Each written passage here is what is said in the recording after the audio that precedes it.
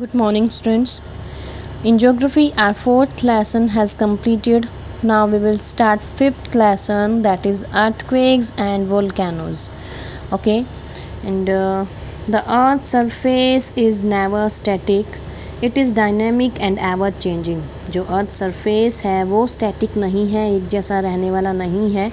ये जो है एवर चेंजिंग मतलब टाइम के साथ साथ चेंज होता रहता है. Two forces are constantly changing the earth's crust. Earth crust को चेंज करने वाली टू फोर्सेस हैं. ओके, जो अर्थ क्रस्ट में चेंजेस लाते हैं. दे आर इंडोजेनिक, जिसे हम इंटरनल फोर्स भी कह सकते हैं, एंड एक्सोजेनिक, जिसे हम एक्सटर्नल फोर्सेस भी कह सकते हैं. मीन्स टू फोर्सेस की बात की गई, endogenic and exogenic. Earthquakes and volcanoes are endogenic forces, while weathering and agents of sculpture are exogenic forces. Earthquakes and volcanoes जो हैं वो endogenic forces में आते हैं, और weathering and agents of sculpture जो हैं वो एक्सोजेनिक फोर्सेस में आते हैं. Some are sudden forces and bring about sudden changes. जैसे कि यहाँ पर आपको काफ़ी सारी फोर्सेस के बारे में बताया गया, तो इनमें से कुछ फोर्सेस जो हैं वो क्या हैं, सडन फोर्सेस हैं, अचानक होने वाली फोर्सेस हैं, और जो अचानक ही चेंजेस लाते हैं. Earthquakes and volcanoes are example of sudden forces. Sudden forces में एग्जाम्पल आपको दिया गया है अर्थक्वेक्स एंड वोल्केनोज का. There are other forces which work slowly and take longer duration of time to show their effects. यहाँ पर दूसरे forces भी हैं जो कैसे काम करते हैं, स्लोली मतलब धीरे काम करते हैं. उनका जो इफ़ेक्ट होता है वो भी काफ़ी लंबे टाइम में जाकर दिखना शुरू होता है. Folding and faulting are slow processes. यहाँ पर टू प्रोसेसेस की बात की गई है, फोल्डिंग एंड फोल्टिंग. ये भी काफ़ी स्लो प्रोसेसेस होती हैं. We will concentrate our attention on earthquakes and volcanoes in this chapter. और इस चैप्टर में हम जो है कॉन्सेंट्रेट करेंगे, ध्यान देंगे किस पर, अर्थक्वेक्स और वोल्केनोज पर. फर्स्ट जो टॉपिक हम कंप्लीट करेंगे, कवर करेंगे, दैट इज़ अर्थक्वेक्स. हम अर्थक्वेक्स के बारे में रीड करेंगे. Earthquakes are tremor which are produced by the passage of vibratory waves through the rocks of the earth. जो अर्थक्वेक्स हैं वो कहाँ से प्रोड्यूस होती हैं, वो क्या है, वो अर्थ में जो रॉक्स होते हैं, अर्थ पर जो रॉक्स होते हैं उनमें होने वाली वाइब्रेटरी वेव्स की वजह से प्रोड्यूस होते हैं. कौन? Earthquakes. If you throw a stone in a pond of still water, a series of concentric waves are produced on the surface of water.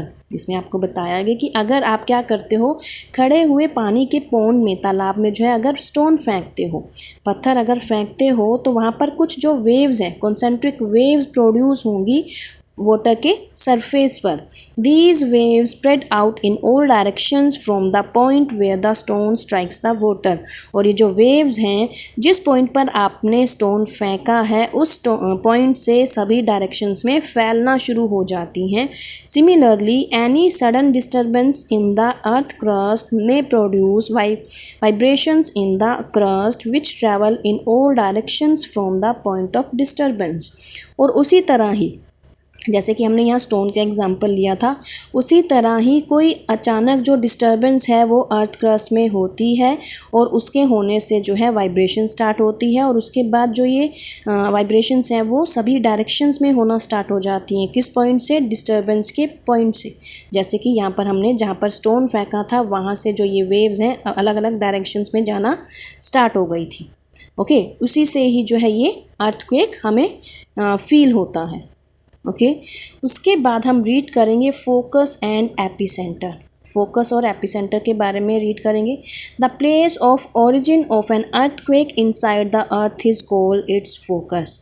मतलब जो प्लेस होता है जहाँ से स्टार्टिंग होती है अर्थक्वेक की, अर्थ के इनसाइड, उसी प्लेस को ही बोला जाता है फोकस. अर्थक्वेक की जहाँ से स्टार्टिंग होती है, ओरिजिन होती है, उस प्लेस को फोकस बोला जाता है. The point on the earth surface vertically above the focus is called the epicentre. और ऐसा पॉइंट जो अर्थ सरफेस में वर्टिकली अबव होता है, ऊपर होता है किसके? फोकस के, उसको बोला जाता है एपिसेंटर। उसके बाद the shock waves travel in all directions from the focus. जो शॉक वेव्स हैं वो ट्रैवल करती हैं सभी डायरेक्शंस में from the focus. On the earth surface the shaking is strongest near the epicentre. और अर्थ सरफेस में जो शेकिंग शुरू होती है अर्थक्वेक की वजह से वो स्ट्रोंग होती है किसके पास? एपिसेंटर के पास। एपिसेंटर कहाँ होता है? फोकस से ऊपर। यहाँ पर आपको फिगर 5.1 जो है वो बोला गया था, हम देखेंगे फिगर 5.1 क्या है। Focus and epicentre of an earthquake. Focus जहाँ से जो स्टार्ट हुआ, जहाँ से प्रोसेस जो है वो स्टार्ट हुई। अब फोकस से ऊपर क्या है? एपिसेंटर है। और ये क्या है? सरफेस है। और ये जो आपको डायरेक्शन, सभी डायरेक्शंस में ये लाइंस के थ्रू दिखाया गया है, इन एरो के थ्रू दिखाया गया है, वो है अर्थक्वेक वेव्स। फोकस से स्टार्ट हुआ, एपिसेंटर तक गया और सरफेस के सभी अलग अलग डायरेक्शंस में फैल गई, ये जो अर्थक्वेक वेव्स थी। ओके, उसके बाद है कोजेज ऑफ अर्थक्वेक्स। अर्थक्वेक्स के कारण क्या होते हैं? There are several causes of earthquakes which affect different parts of the world at different times. अलग अलग कारण बताए गए हैं अर्थक्वेक्स के जो अफेक्ट करते हैं अलग अलग पार्ट्स को वर्ल्ड के, वो भी अलग अलग टाइम्स पर। Some of the common causes of earthquakes are briefly described as under। यहाँ पर कुछ आपको causes बताए गए हैं earthquakes के। फर्स्ट जो है वो है fault caused earthquakes। These are the most common earthquakes and are generated by sliding of rocks along a fault plane। मतलब कि fault caused earthquakes, fault जो है वो कारण बनता है earthquakes का। इसमें क्या होता है? ये जनरेट होती है किसके थ्रू? जब rocks जो हैं अलोंग अ फोल्ड प्लेन, एक फोल्ड प्लेन के थ्रू जो रॉक्स हैं वो स्लाइड होना, घिसकना स्टार्ट हो जाते हैं, उसकी वजह से क्या होता है? अर्थक्वेक की स्टार्टिंग होती है। क्लियर? उसके बाद है वोल्केनिक अर्थक्वेक्स। वोल्केनिक अर्थक्वेक्स में as the name indicates these earthquakes are caused by volcanic eruptions. जैसे कि इसके नेम से हमें क्लियर हो रहा है, ये जो अर्थक्वेक है वो किसकी वजह से होता है? वोल्केनिक इरप्शंस की वजह से। And are quite devastating.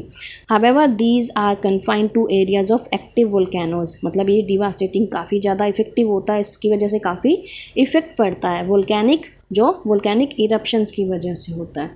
उसके बाद है कोलैप्स अर्थक्वेक। कोलैप्स अर्थक्वेक्स में क्या है? In areas of intense mining activity on the roofs of underground mines collapse and minor tremor take place. These are called collapse earthquakes. Collapse मतलब एक दूसरे से भिड़ना। ऐसे एरियाज में जहाँ पर माइनिंग एक्टिविटी की जाती है, जहाँ रूफ्स जो है अंडरग्राउंड माइंस में कोलैप्स हो जाती हैं, छतें जो हैं माइंस की कोलैप्स भिड़ जाती हैं एक दूसरे से, जिसकी वजह से क्या होता है? अर्थक्वेक का रीज़न वो बन जाते हैं। उसके बाद है explosion earthquakes. When a chemical और न्यूक्लियर एक्सप्लोजन टेक्स प्लेस। जब कोई केमिकल या न्यूक्लियर एक्सप्लोजन होता है, ग्राउंड शेकिंग अकर्स। तब जो है ग्राउंड जो है वो शेक करना स्टार्ट कर देता है, हिलना स्टार्ट कर देता है। And an earthquake is known as explosion earthquake. और इसी अर्थक्वेक को किस नेम से जाना जाता है? Explosion earthquake.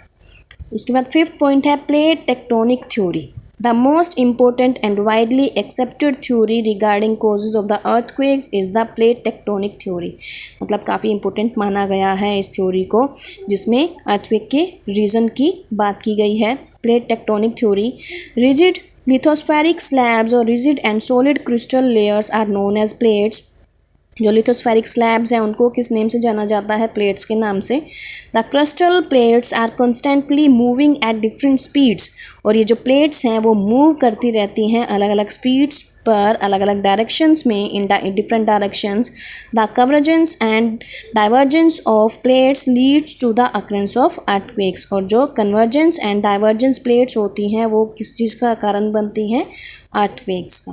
ओके, तो इसमें जो है हमने ये 5 पॉइंट्स रीड किए हैं जो रीज़न बनते हैं अर्थक्वेक्स की। क्लियर? इसके बाद जो 6th आपको बोला गया है reservoir induced earthquakes. Such earthquakes are caused by the pressure of water collected in large reservoir. मतलब ये जो अर्थक्वेक्स हैं वो किस वजह से होते हैं? प्रेशर ऑफ वाटर कलेक्टेड, जो पानी कलेक्ट हुआ होता है लार्ज रिजर्वर में, उसके प्रेशर की वजह से अर्थक्वेक आता है। The Koyna earthquake in 1961 was caused by Koyna reservoir. Koyna जो अर्थक्वेक था 1967 में हुआ था, वो उसका क्या कारण था? कोयना रिजर्वर। ओके, तो आज जो है आपने इस लेसन में जो इंट्रोडक्शन दी हुई है वो अर्थक्वेक्स के बारे में रीड करना है। फोकस एंड एपिसेंटर, फोकस जो है क्या होता है और एपिसेंटर जो है उसकी डायरेक्शन के बारे में, अर्थक्वेक वेव्स के बारे में और उसके जो रीजंस हैं किस वजह से जो अर्थक्वेक है वो होता है, ये सब आपने अच्छे से लर्न करना है, इसको रीड करना है। ओके बेटा, हैव अ नाइस डे।